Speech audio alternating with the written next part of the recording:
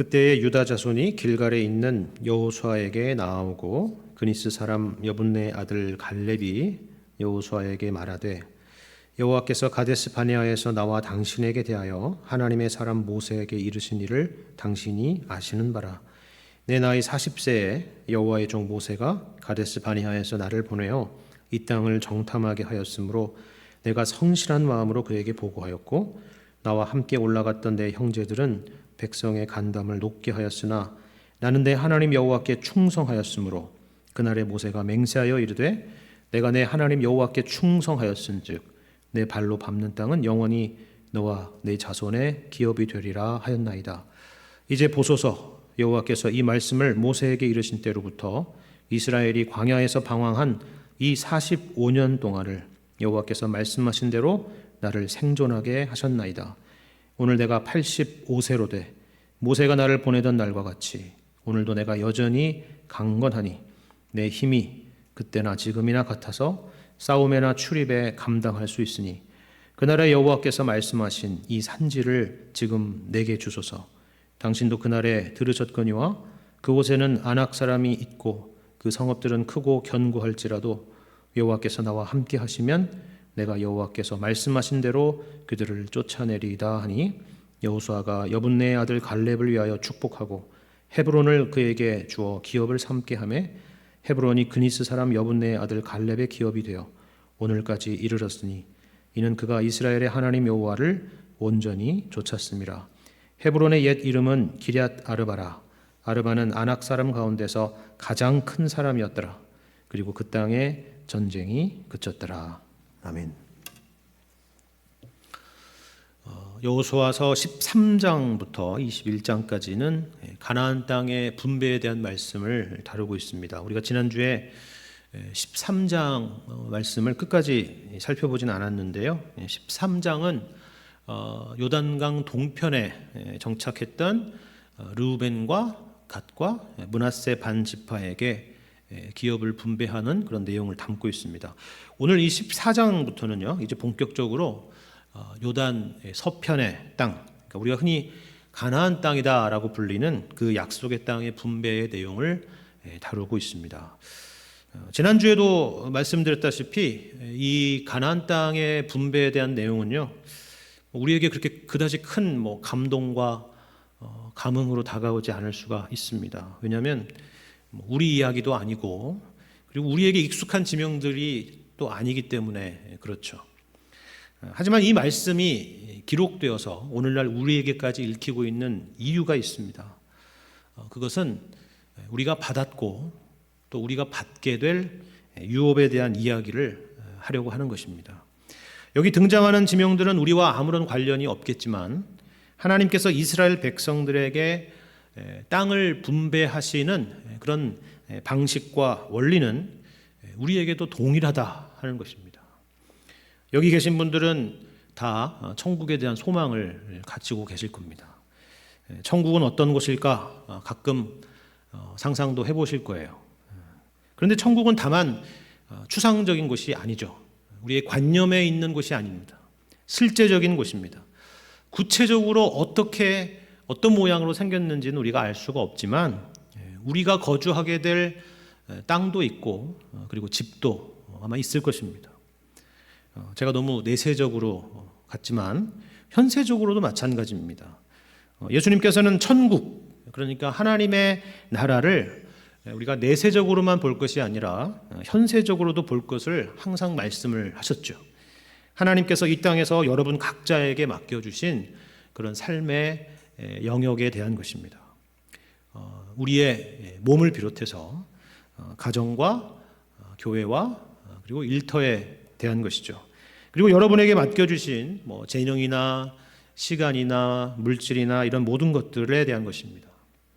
어떻게 이렇게 생각해 보자면 오늘 본문의 말씀이 바로 우리와 전혀 무관하지 않은 말씀이라는 것을 여러분 알게 될 것입니다. 남의 이야기가 아니라 바로 나의 이야기고 그때의 이야기가 아니라 바로 오늘 우리의 이야기다 하는 것입니다. 여러분 이런 맥락에서 여러분 1절의 말씀을 보시죠. 여러분 성경 14장 1절에 보시면 이렇게 말씀하고 있습니다. 이것은 이스라엘 자손이 가나안 땅에서 받은 기업, 곧 제사장 엘르아살과 눈의 아들 여호수아와 이스라엘 자손 지파의 족장들이 분배한 것이니라, 이렇게 1절에 말씀하고 있습니다. 이 말씀을 보시면 가나안 땅을 지금 분배하는 것이 다만 우리가 생각하는 것처럼 무슨 부동산을 분배하는 것 같은 이야기가 아니라는 것을 알 수가 있습니다. 물리적인 의미의 분배가 아니라 영적인 의미의 분배라는 것을 우리가 알 수가 있어요. 이 1절의 말씀에서요. 그럼 어떤 면에서 그렇습니까?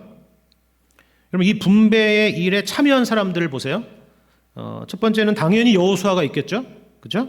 그리고 그 땅을 분배받게 될 당사자인 각 지파의 족장들이 있습니다. 그런데 여러분 잘 보시면 이 자리에 그 여호수아와 족장들만 있는 것이 아니라 또 누가 있어요? 예. 여기 1절에서 제일 먼저 등장하는 사람은 여호수아도 아니고 각 지파의 족장들도 아니고 제사장 엘르아살이 등장하고 있습니다. 왜 제사장 엘르아살이 있을까요? 제사장 엘르아살과 땅 분배는 도대체 무슨 상관이 있습니까? 여러분, 이 부분이 참 중요한 부분입니다. 지금 가나안 땅을 분배하는 데 있어서 이 제사장 엘르아살이 참여하고 있다라고 하는 것은 이것이 다만 어떤 물리적인 땅을 제비 뽑아서 나누는 문제가 아니라 여기에 바로 영적인 의미가 담겨 있다라는 그 의미를 담고 있는 것입니다. 영적인 의미라는 것은 다른 것이 아니에요. 먼저 이 땅을 주시는 분이 하나님이시다라는 그런 의미가 있습니다. 사람들이 모여서 땅을 나누고 있는 것처럼 보이지만 이것이 사람들이 나누는 것이 아니라 하나님께서 그들에게 맡겨주신 것이다라는 것을 기억해야 된다라는 그런 의미입니다. 그렇기 때문에 당연히 그 땅은 하나님이 통치하시고 하나님이 다스리시는 땅이 되어야 된다 하는 것이죠. 그것을 목적한 것입니다. 흥미로운 것은 이 제사장 엘르아살만이 아니라 레위 지파에 대한 것인데요. 오늘 본문에 앞에 나와 있는 3절 하반절에도 나와 있지만 우리가 잘 알다시피 이스라엘의 12지파는 땅을 분배받지만 이 레위 지파는 그 기업을 분배받지 못하죠. 그렇다면 레위 지파는 어디에서 살까요? 자기 기업도 없는데 가나안 땅 밖에서 삽니까? 그렇지 않습니다. 나중에 21장에 가서 보시면 아시겠지만 레위 지파는 이스라엘의 각 지파 가운데 흩어져서 그들 가운데서 성읍을 받아가지고 살게 됩니다. 마치 뭐랑 비유하면 비슷하냐면 건포도 빵을 생각해 보시면 돼요. 빵 가운데 건포도들이 이렇게 하나씩 하나씩 박혀 있는 것처럼 레위인들은 그렇게 살아가는 거예요. 그 지파 가운데. 왜 그렇게 하셨는지 여러분 아시겠죠?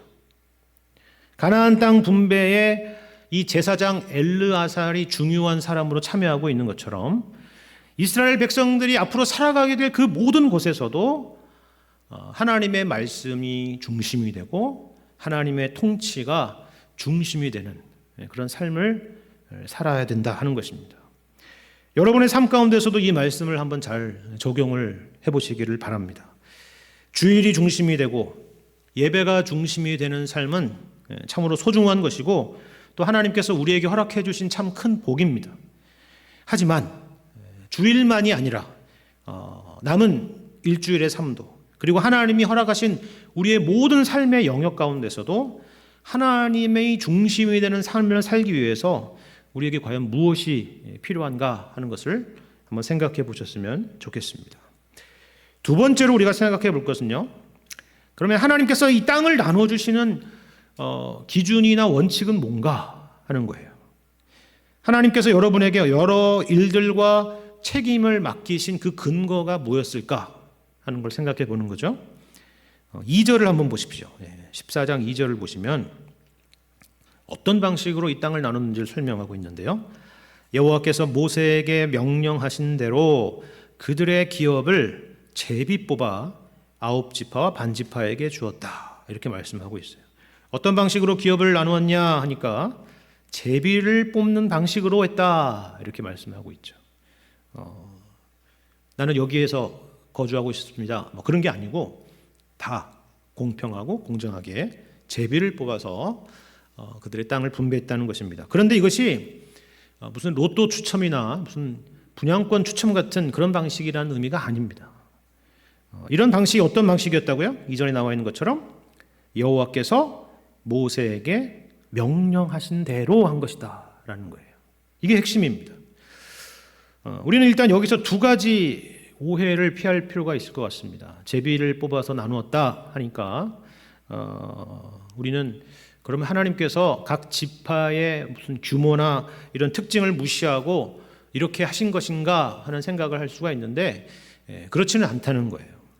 우리보다 우리의 필요를 더 잘 아시는 분이 바로 하나님이시다라는 것을 우리는 기억할 필요가 있습니다. 또 다른 하나는요, 이 제비를 뽑는 방식 자체가 하나님의 방식이고 그리고 성경적인 방식이라는 말이 결코 아닙니다. 어떤 분들은 이것을 오해해가지고 우리가 교회가 하나님의 방식으로 돌아가야 됩니다 라고 이렇게 주장을 하는데 그것이 바로 제비를 뽑는 방식입니다 라고 이렇게 생각하는 분들이 계세요. 그것은 전혀 성경과 거리가 먼 것입니다. 성경에 그게 나와 있기 때문에 그것을 이게 응용한다 이런 의미가 절대 아니라는 거예요. 여기서 핵심은 말씀드린 것처럼 제비를 뽑는 것에 핵심이 있는 것이 아니라 뭐라고요? 여호와께서 모세에게 명령하신 대로라는 것이 있습니다. 하나님께서 당시에 이 방법을 통해서 그 뜻을 나타내시기로 하셨다라는 것이에요. 그러니까 아무 때나 아무 상황에서나 이런 방식을 써서는 이것이 하나님이 정하신 것이다라고 말하는 것은 옳지 않다라는 것입니다. 그럼에도 불구하고 그런 생각을 하는 것은 왜 그런 방식을 하겠어요? 제비를 뽑아서 우리도 해야 됩니다라고 생각하는 방식은 만약에 이런 방식으로 해가지고 정말 무슨 문제라도 생기면 우리가 책임을 지지 않고 누가 책임을 지시라는 거예요? 하나님이 책임을 지시라 하는 겁니다. 그 책임을 하나님 앞에 떠넘기려고 하는 그런 숨겨진 의도는 얘기하지 않고 우리가 하나님이 원하시는 방식이다 뭐 이렇게 생각한다 하는 것입니다. 옳지 않은 것입니다. 그래서는 안 되는 것이죠. 여기서 우리가 기억해야 될 중요한 교훈은요, 다른 것이 아닙니다. 제비를 뽑는다는 것은 성경에서 특별히 구약에서 항상 하나님의 주권적인 선택, 주권적인 행위를 강조하는 그런 방식 중에 하나로 등장합니다. 그러니까 우리는 우리 각자에게 허락하신 그 모든 것들에 대해서 얼마나 하나님의 그 주권과 은혜에 대한 것으로 믿고 있느냐 하는 것입니다. 그게 중요한 것입니다. 생각해 보면 오늘날 우리는 과거 어느 때보다 풍요롭고 넉넉한 그런 물질적인 여유를 가지고 살아가고 있습니다. 사실 먹는 거 하나만 놓고 봐도요, 조선시대의 모든 왕들이 부럽지 않을 정도로 우리는 잘 먹고 있습니다. 그런데 우리는 그만큼 행복하냐 그러면 사실 꼭 그렇지만은 않은 것 같습니다. 과거에는 절대적인 빈곤의 시대였다면 지금은 풍요의 시대가 아니라 지금은 상대적인 빈곤의 시대에 살고 있습니다. 우리 눈이 하나님을 향하는 것이 아니라 자꾸 옆을 향하게 되는 것이죠. 그래서 우리는 한없이 불행해집니다. 우리가 가진 것이 바로 우리의 존재를 설명해 주는 것이 아님에도 불구하고 우리는 거기에 시험에 빠지는 것입니다. 연약하기 때문이죠. 여러분, 각 지파에 대한 분배의 기준을 여러분 다시 한번 잘 보시길 바랍니다. 무엇이 기준입니까? 그들이 가진 능력입니까? 아니면 그들의 선호도에 따른 것입니까? 아니면 그들이 얼마나 하나님을 더 잘 섬긴 것에 따라서 그들이 그 땅을 분배를 받았습니까? 그들의 어떤 도덕적인 기준이나 열심이나 헌신에 대한 보상입니까? 그런 것들이 아닙니다. 어느 지파나 동일하게 제비를 뽑았습니다. 그러니까 모두 다 하나님의 주권적인 역사로 그렇게 그들에게 나누어 주신 것이다 하는 것입니다. 이것이 얼마나 중요한 것이면 5절에서 또다시 이렇게 강조하고 있잖아요. 5절 보시면 이스라엘 자손이 여호와께서 모세에게 명령하신 것과 같이 행하여 그 땅을 나누었더라 하는 겁니다. 인위적인 방식이 아니었다는 거죠. 우리에게 이 믿음이 있어야 된다는 것입니다. 하나님께서 우리에게 허락하신 것들은 우리의 잘나고 못난 것과는 아무 상관이 없다는 것입니다. 그러니까 많이 가졌다고 해서 자고해서도 안 되고 남들보다 부족하다고 해서 우리가 낙심해서도 안 되는 것입니다. 꼭 물질적인 것만을 말씀드리는 것이 아니죠. 하나님께서 우리 각자에게 허락하신 모든 것에 대해서 우리는 그런 생각을 가져야 되는 것입니다. 물론 이런 말씀을 드리는 것은 우리가 열심히 살지 말고 꿈을 품으며 살아가지 말고 운명론적으로 살라는 그런 말씀을 드리는 것이 아닙니다. 감사가 없고 늘 비교하고 불평과 원망으로 살아가는 모습에 대해서 지적하는 것이죠. 하나님에 대한 불신에 대한 것을 지적하는 것입니다. 사실 그 누구보다도 억울하고 그리고 원망스러워야 될 사람은 역사 가운데 딱 한 사람이 있습니다. 요셉도 아니고요, 욥도 아닙니다. 바로 예수님이십니다. 온 우주의 만물의 주인이신 예수님, 그 무한하신 예수님께서 성부 하나님께서 정해주신 한계 안으로 들어오신 것입니다. 그것이 바로 성육신입니다. 배고픔과 피곤함과 가난함 속으로 우리 주님께서 들어오신 것이죠. 그리고 마침내는 죽기까지 하셨습니다. 예수님께서 우리에게 보여주시는 것이 바로 그것이죠. 중요한 것은 소유나 물질이 아니라 이 모든 것을 허락하신 하나님께 대한 신실함이라 하는 것입니다. 하나님과의 관계라는 것입니다. 오늘 본문에서 이것을 보여주는 인물이 바로 갈렙이라는 인물입니다. 여러분, 갈렙에 대해서 구체적으로 살펴보기 전에 왜 본문에서 갈렙이라는 인물이 갑자기 등장하게 되었는지를 생각해 보시길 바랍니다. 갈렙이 등장하고 있는 이 위치가 참 중요한데요. 어느 상황에서 등장하고 있습니까? 이제 본격적으로 요단 서편의 지파들에게 땅을 분배하려고 하는 그 시점에 등장하고 있습니다. 그러니까 유다 지파로부터 시작되는데 그 일은 15장으로 미뤄두고 있고 오늘 보면 14장에서 그 일에 앞서서 갈렙의 이야기가 등장되고 있다 하는 것입니다. 이게 여러분 어떤 의미인지 아시겠습니까? 모든 지파들이 바로 이 갈렙과 같은 마음으로 그 땅을 차지하고 소유해야 된다라는 그런 의미입니다. 일종의 기준입니다. 모든 지파들이 기억해야 될 하나의 모델로서 이 갈렙을 등장시키고 있다 하는 것이죠. 그렇다면 어떤 방식으로 등장시키고 있을까요? 제가 앞서서 제비뽑기를 통해서 각 지파들의 땅을 분배한 것은 하나님의 주권을 강조하는 것이다라고 말씀을 드렸죠. 그리고 하나님이 허락하신 것에 대한 인정과 그리고 감사와 그 안에서의 충성됨에 대한 말씀을 드렸습니다. 그런데 이런 말씀을 드리면 자칫 우리는 소극적이고 수동적인 신앙으로 흐르기가 쉽습니다. 부정적이고 그리고 뒤로 물러서는 그런 신앙이 되기가 쉽죠. 하지만 성경이 우리에게 말씀하는 바는 그와 같은 것이 아닙니다. 여러분 보세요. 성경에서 갈렙만큼 적극적이고 능동적이고 진취적인 사람도 드물 것입니다. 그리고 갈렙만큼 젊었을 때나 노년이 되었을 때나 한결같은 사람도 드물죠. 그런데 그 갈렙의 적극성과 진취성의 방향이라고 하는 것이 우리가 생각하는 것과는 조금 다르다는 것입니다. 그 적극성과 진취성의 방향이 옆을 향해 있지 않고 위를 향하고 있다는 사실이에요. 어떤 면에서 그런지 여러분 한번 살펴보겠습니다. 먼저 각 지파에게 땅을 분배하는 시점에서 이 갈렙이 여호수아에게 나오는 장면을 한번 보시길 바랍니다. 오늘 본문 6절의 말씀인데요. 제가 읽겠습니다.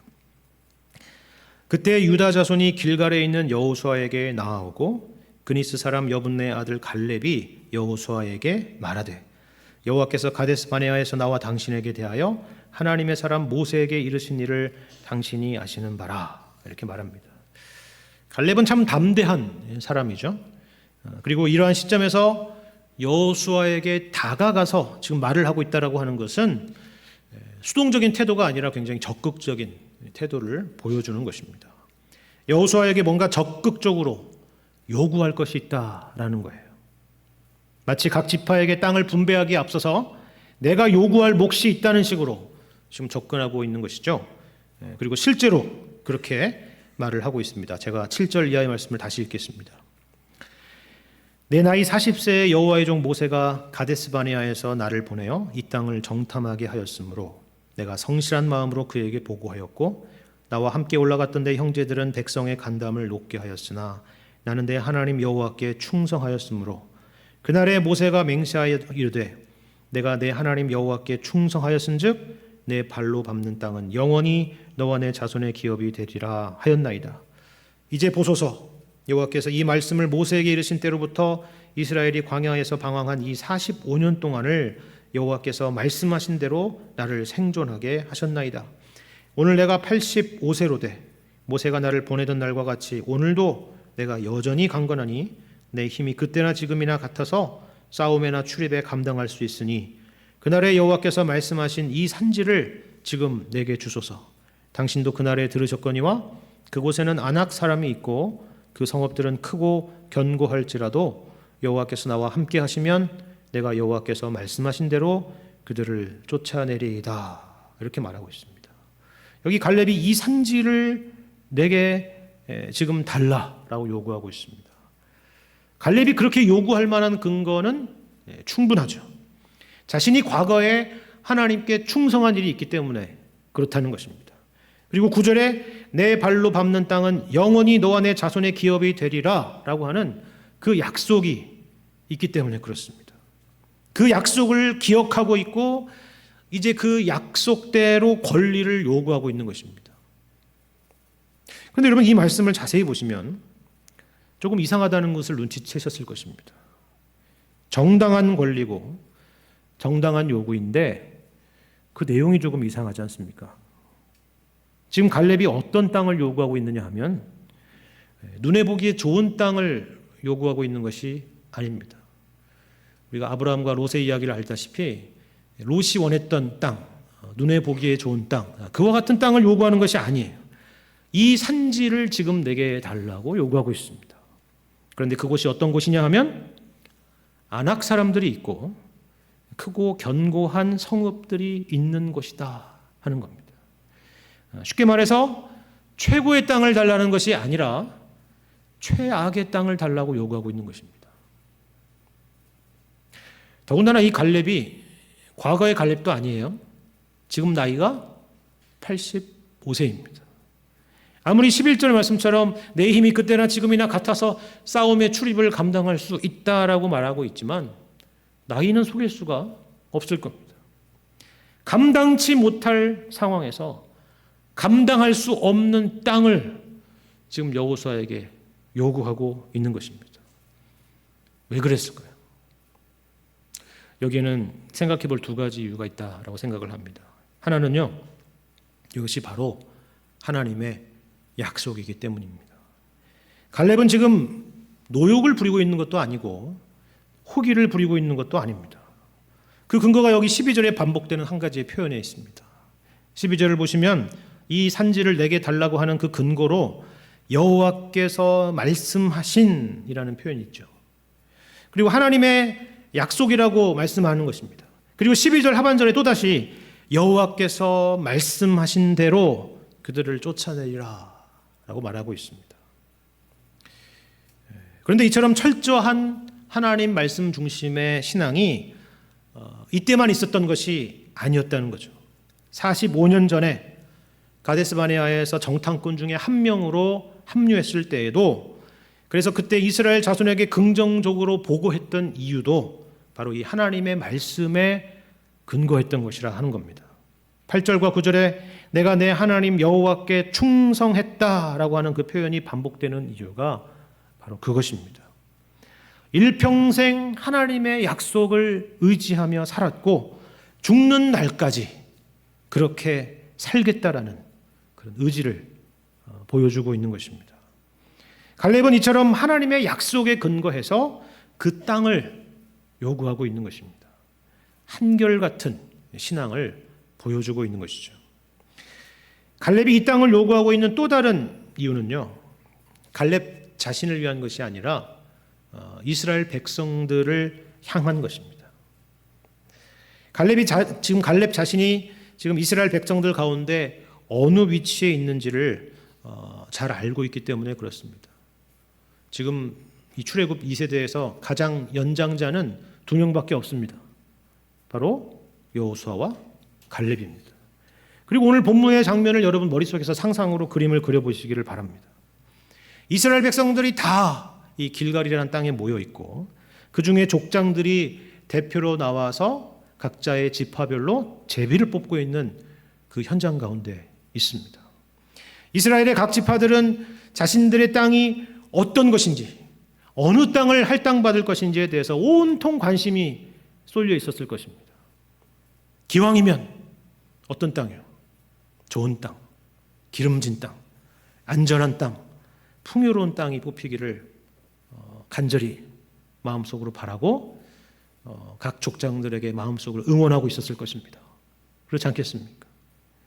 그런데 그 상황에서, 그 긴장된 상황 속에서 갈렙이 먼저 나와서 이러한 일장의 연설을 하고 가장 힘들고 어려운 땅을 달라고 지금 요구하고 있는 것이죠.